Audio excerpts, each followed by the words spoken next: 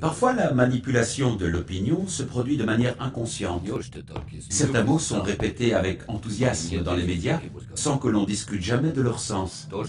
Démocratie, croissance, économie de marché. Prenons le mot le plus consensuel, la démocratie. Le concept est toujours présenté comme indépassable, sans être plus jamais débattu. Et pourtant, qu'est-ce donc que notre démocratie? Actuellement, en Occident, on entend par démocratie un système dans lequel la population se répartit en classes sociales, des plus pauvres aux plus fortunés. Le peuple désigne tous les 5 ans environ ses représentants issus des partis politiques pour le gouverner et voter les lois. Ces pouvoirs sont issus des classes supérieures de la pyramide, soit les plus fortunés. On parle d'ailleurs de classe politique. Enfin, on constate que la reproduction sociale est la règle. Autrement dit, qu'il s'agisse des pauvres comme des riches, la grande majorité reste toute sa vie dans la même catégorie sociale, qui était déjà celle de ses parents et qui sera celle de ses enfants. Si on regarde la démocratie du point de vue de la répartition du pouvoir selon le sexe, on se rend compte bien vite de la sous-représentation des femmes dans les instances du pouvoir, alors même qu'elles constituent la moitié de la population.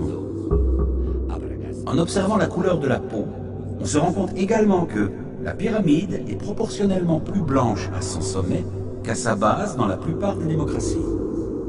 On parle de démocratie, mais l'essentiel du système ne comprend aucune démocratie. C'est le cas notamment du monde du travail et de l'entreprise, dominé par le principe hiérarchique. Et la plupart des domaines de la vie, l'énergie, le transport, l'école, les services publics, la finance. Dans le monde des médias, on observe une forte concentration des acteurs qui ont par ailleurs d'autres intérêts. Les armes, les avions, le luxe, le bâtiment, les télécommunications. La plupart des journalistes qui font l'opinion vivent dans les classes aisées et l'on peut penser qu'ils auront tendance à défendre, même inconsciemment, les intérêts de leur catégorie d'appartenance. D'autre part, notre système économique favorise l'accumulation des richesses chez ceux qui en possèdent le plus. Il se trouve que ce sont les plus riches qui prêtent aux États et qui perçoivent les intérêts de la dette publique. Aujourd'hui, les plans de rigueur qui réduisent les salaires et la protection sociale reviennent donc à faire financer par les plus pauvres la dette détenue par les plus riches. Si on élargit la perspective, on se rend compte qu'une idéologie politique et économique est imposée aux populations par des lobbies financiers, industriels, qui ne font que défendre leurs intérêts en dehors de tout processus démocratique. Nombre d'entre eux ont d'ailleurs des budgets nettement supérieurs à ceux de la majorité des États. Ils influencent les décisions politiques, les lois, et parfois même financent des partis politiques. Conséquence, rigueur, chômage et misère pour les uns, richesse en pleine explosion pour les autres.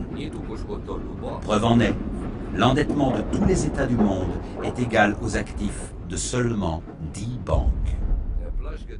Est-ce bien à cette réalité que fait référence la démocratie, ce système tant vanté dans les médias?